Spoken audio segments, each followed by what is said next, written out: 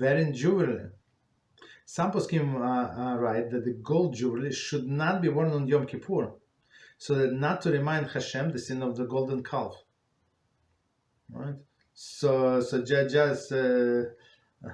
just to remind us, so we, like when Moshe Rabbeinu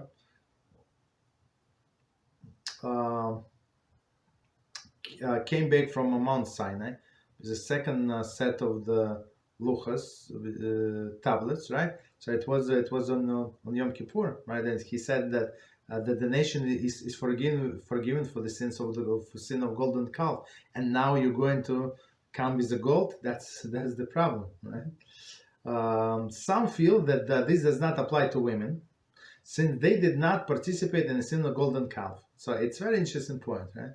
So it is not the bad omen for them. Others feel that this does not apply to jewelry at all, and there is and that it was stated only in regard to special clothing worn in earlier times. I'm not sure what clothing worn in earlier times. Not sure. Okay, no problem.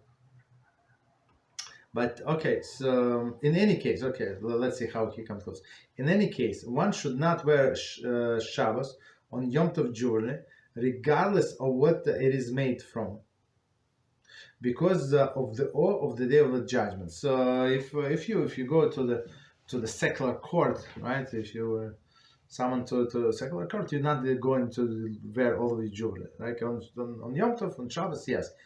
you might, but in a court that would be too much. It's it's a person that's too proud, right? That basically that he or she thinks that they're going to win the case, right? So it's the judge might not like it. So in this case also they say don't wear all of the Shabbos and Yom Tov jewelry. So even though there's some poskim say the gold.